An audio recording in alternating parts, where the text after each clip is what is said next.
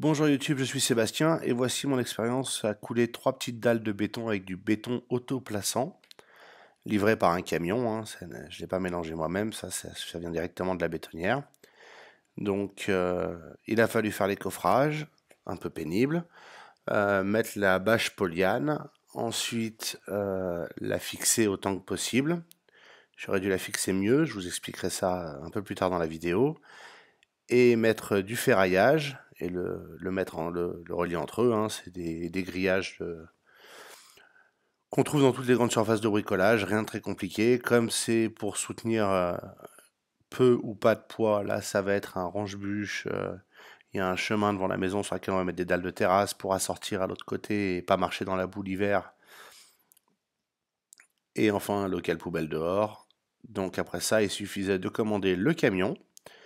Et un camion toupie, ça passe dans un portail de 2,95 m d'ouverture. Ça passe juste, mais ça passe. C'est tout ce qui compte. Ce serait plus facile si le sol était parfaitement plat, mais comme c'est encore opération chantier,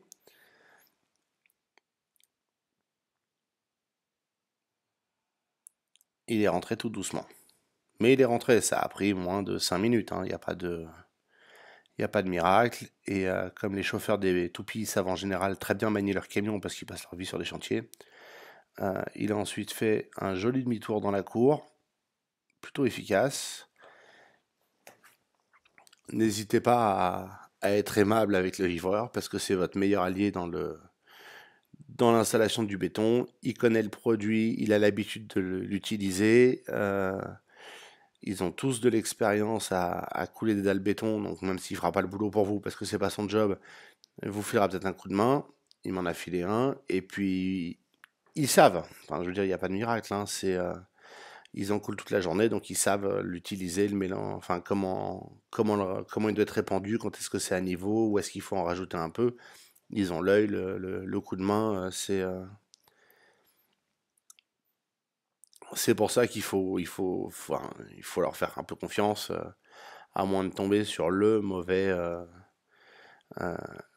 chauffeur-livreur. Vous ne devriez pas avoir de problème, et, euh, et ce sera plutôt un allié utile. Alors pour couler les dalles béton, là il y a 40 mètres carrés en tout, 6 mètres cubes. Si c'était une seule dalle, vous pouvez a priori le faire tout seul avec le livreur. Moi, comme c'était 3 dalles différentes et qu'il faut ensuite passer le débuleur, vous le verrez dans la vidéo, euh, après l'avoir répandu, j'ai recruté Madame Débrouille-toi et sa mère, donc c'est la maison, hein, pour passer le débuleur ensuite pendant que j'aidais. J'ai juste fait le débuleur sur la première dalle. Donc, vous pouvez voir que le béton coule très fluide, beaucoup plus fluide qu'on ne s'y attend. En fait, c'est pas de la flotte, mais c'est du fromage blanc, si vous voulez, liquide. Alors, il m'avait été recommandé de caler les ferraillages pour pas qu'ils se baladent avec la force du béton qui coule. Et moi, j'ai mis des briques pour le retenir sur les côtés et retenir la bâche relevée. Ça, c'était ma première erreur. J'aurais dû couper la bâche plus juste que je ne l'ai fait. Alors, il faut des coffrages étanches, mais c'est pas la peine de laisser beaucoup de bâches. Et ce que j'ai découvert aussi, et vous verrez le résultat à la fin, c'est que ce béton est moins lourd. Alors, il n'est pas moins lourd, mais il est moins fort que ce que je pensais. Imaginez une piscine Intex, si vous la remplissez avec un pli, ça va plaquer le pli et le pli reste. Et ben c'est pareil avec le béton. Sauf que ça plaque pas réellement le pli complètement, ça va juste prendre la forme du pli, même s'il y a que de l'air et aucune résistance réellement. Donc c'est vraiment le piège du truc. Alors évidemment, comme vous pouvez le voir, je patauge dans le béton. Prévoyez des bottes en caoutchouc. Ne prenez pas des bottes de luxe parce que vous allez les couvrir de béton, même si ça se rince, ça se nettoie, c'est très bien. Bottes en caoutchouc obligatoire. Et à votre taille, parce que sinon vous allez les laisser dans le béton. Là, vous pouvez voir qu'avec le débuleur, je commence à répandre un peu le béton pour qu'il se lisse bien et que les bulles ressortent sur la partie déjà à peu près à niveau. Il faut le répandre un peu, il faut pas le répandre beaucoup, il n'est pas très lourd à répandre. Ça se passe plutôt bien. Vous pouvez voir que là, le livreur file un coup de main face à mon désarroi avec mes dames qui regardent fascinées, mais pas très actives. D'un autre côté, elles n'ont pas d'expérience non plus. Moi, j'ai des notions. Elles ont zéro info. J'ai essayé de les intéresser avec des explications, mais ça marchait pas. J'aurais dû mettre ça dans un catalogue de fringues. Ok, je suis méchant. C'est pas vrai. Elles ont aidé, elles l'ont fait. Mais là, au début, voilà, le livreur m'a filé un coup de main parce que ça sentait la galère et puis c'est pour gagner du temps aussi, puisque faut pas oublier que quand le béton arrive, enfin, quand le béton est mélangé à la bétonnière, il y a un délai maximum pour l'utiliser. Donc, vous pouvez pas mettre 4 heures à répandre le béton. Il faut être un peu actif et mettre, enfin, et le couler et le répandre et le débuler et ensuite on continue. C'est là aussi que c'est plus facile si c'était une seule dalle entre 4 planches. Alors que moi je me bats avec des murs qui sont pas tous lisses et auxquels on voulait pas coller le béton, donc il y a de la mousse et la bâche. Mais sur une dalle carrée facile, vous répandez et puis vous débulez ensuite. Le livreur fait sa vie et puis et repart, il rince son conduit de versement et tout va bien. En l'occurrence, vous pouvez commander, et je vous le recommande, trop de béton, parce qu'au prix du béton, ça vaut pas la peine de, de risquer d'en manquer. En l'occurrence, là, on est à 115 euros le mètre cube, plus 10 pour les fibres. On l'a pris fibré, puisque les Alpes, c'est une région sismique, hein, faut pas déconner. Bon, c'est la règle, on prend fibré. Mais donc, on a 125 euros le mètre cube. Avoir un mètre cube de trop, c'est pas grave, hein. Ils rincent le camion, ils le ramènent, ils s'en débarrassent, ils sont équipés pour ça. Ça pose pas de problème de fonctionnement. Si vous en manquez, par contre, c'est le bordel parce que comme vous l'avez vu, il est très liquide, donc il va pas s'arrêter net sur une surface au bon niveau et vous pourriez en remettre après au bout. Vous aurez un manque de béton sur toute la surface ou presque. Parce que c'est pas exactement de l'eau, il n'est pas auto-nivelant, il est auto-plaçant. Donc vous pouvez faire une pente avec hein, si vous êtes de mauvaise humeur. Euh, et donc vous aurez une dalle qui sera extrêmement compliquée à rattraper parce que à moins que votre pente soit supérieure à l'épaisseur des graviers dans le béton que vous commandez, vous aurez jamais un niveau ou alors vous êtes obligé de faire un niveau beaucoup plus haut que ce que vous aviez prévu. Là vous pouvez voir que je fais le débulage dans le deuxième sens pendant qu'il manœuvre le camion pour la dalle suivante. Vous pouvez voir que la surface se comporte quasiment comme de l'eau. Hein. Ça ressemble à du flan. Si vous tapez sur un flan encore un peu liquide, vous aurez le même effet ou une panna cotta. On débule, on fait rebondir la barre en surface, on l'enfonce pas entièrement. Normalement, on ne doit pas vraiment l'enfoncer de plus de la moitié du diamètre du tube, c'est du 50 dans mon cas. L'objectif, c'est de forcer le béton à se lisser et à s'équilibrer, et enfin, de faire ressortir les bulles pour éviter d'avoir des cloques dans le béton.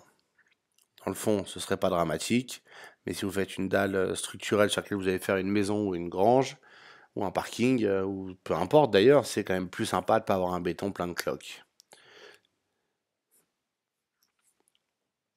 Là, c'est en temps réel, hein, vous n'avez rien raté de l'opération, donc comme vous pouvez le voir, là il y a 5 mètres par 2,68 m de large, ça va plutôt vite quand même, hein, puisque là, une fois que j'ai fini de débuler ce dernier petit morceau, j'ai globalement terminé, et j'enchaîne avec la dalle suivante.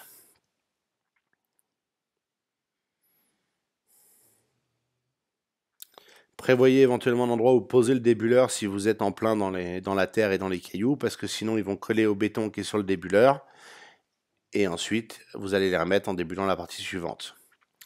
Je vous passe le coulage des deux autres dalles, ça s'est passé exactement pareil, rien de très original. Et maintenant il faut ensuite appliquer le produit de cure, sachant que pour tout couler ça a pris moins d'une heure, peut-être 45 minutes, puisque j'avais fini le produit de cure 1 h 15 après avoir filmé l'entrée du camion dans la cour.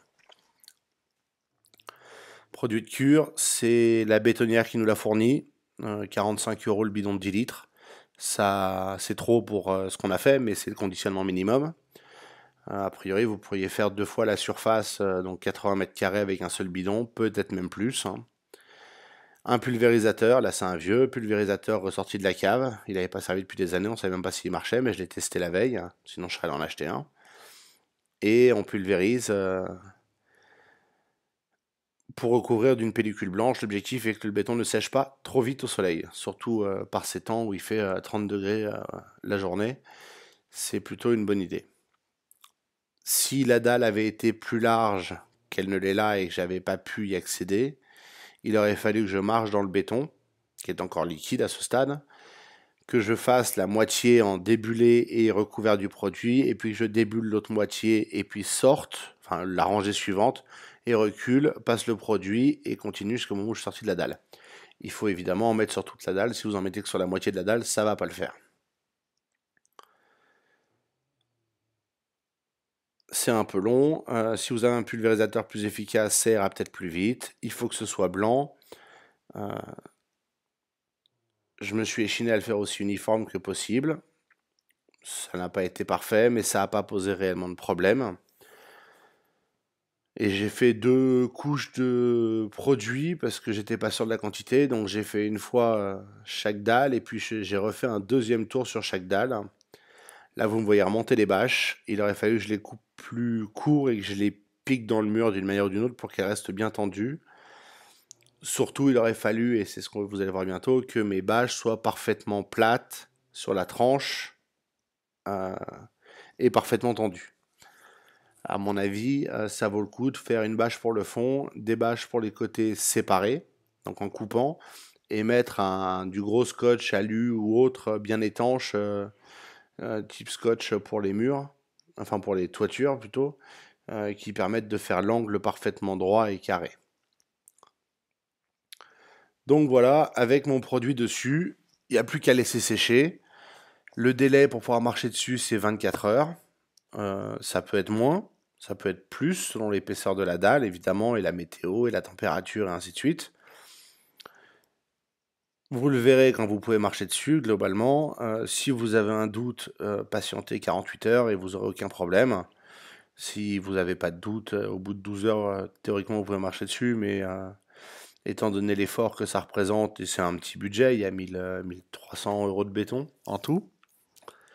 Ça vaut le coup de le faire doucement. Là, on est quelques heures après le coulage. Vous pouvez voir que le produit de cure est toujours là et que ça fait sa vie. Et là, on est le lendemain, 24 heures plus tard.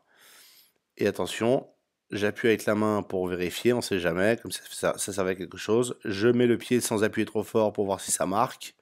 Je recommence un peu plus, ça marque pas, et je marche sur mes dalles béton. Vous pouvez voir que j'y vais progressivement au cas où là où c'est le moins au soleil se soit abîmé. Vous pouvez voir que là j'ai ma mini fissure. C'est la seule fissure que j'ai sur l'ensemble des dalles.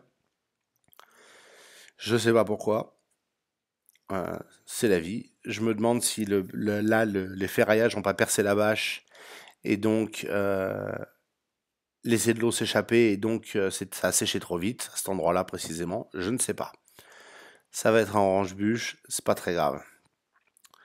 Vous pouvez voir que la bâche a collé dans le béton là où elle est tombée des murs. C'est l'erreur que j'ai faite donc d'en laisser trop et de pas assez bien la maintenir. Ici aussi, elle m'a fait le même coup. Vous pouvez voir que ça a carrément marqué un peu le béton. C'est pas grave, ça me gêne pas pour ce que j'ai fait. C'était un test et puis je savais que l'usage de ces dalles était sans grande conséquence. Maintenant, on est 2 jours après, 48 heures après, c'est opération décoffrage. J'ai décoffré 48 heures après parce que j'étais sûr de mon coup que c'était sec. Si ça avait été plus épais, j'aurais fait 72 heures. J'ai fait 72 heures sur un morceau qui est très à l'ombre, en fait jamais réellement exposé au soleil. Quand vous ferez vos coffrages, prévoyez bien les points de vissage pour pouvoir le dévisser, ça simplifiera les choses, hein. Et puis on décoffre, on enlève les planches. L'avantage avec les bâches, c'est que les planches sont pas abîmées. Elles ont un peu été dans la terre, mais elles sont pas mouillées de béton. Et par contre, voilà. Ensuite, il faut décoller la bâche. Et vous pouvez voir que mon erreur, donc, qui a été de faire une bâche qui n'était pas parfaitement nette, fait qu'il y a des endroits, il y a des petits morceaux qu'on accroché, enfin un peu de béton sur la bâche, donc il suffit de le gratter et ça casse. C'est pas idéal, c'est pas parfait. Encore une fois, c'est pas mon métier, mais ça s'est plutôt bien passé. J'utilise un pied de biche parce que j'ai mal au dos, hein, j'ai pas envie de me recoucher par terre. Et là, vous avez une semaine après le résultat quand j'ai coupé l'excédent de bâche et de mousse tout autour des dalles. Vous pouvez voir que la forme des murs est pas pratique, mais on voulait vraiment pas appuyer le béton sur les murs. C'était pas le but. Et vous pouvez voir que sur la tranche, c'est là où vous voyez très bien les plis dans la bâche dont je vous parlais. Ils me semblaient pas très gênants et en fait ils ont marqué la tranche. Alors dans le fond, je m'en fous, soyons clairs, hein.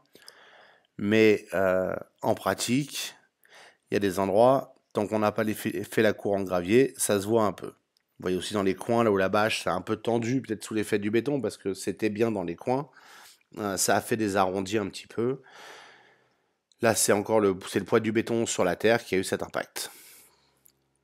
Moralité, vive le béton autoplaçant, c'est quand même infiniment plus simple à faire que le béton traditionnel. C'est un peu plus cher, il faut des coffrages étanches, mais après c'est bonheur, surtout maintenant que vous savez comment il faut bien mettre la bâche pour pas avoir de marque. Et avec cette info, vos dalles seront parfaites.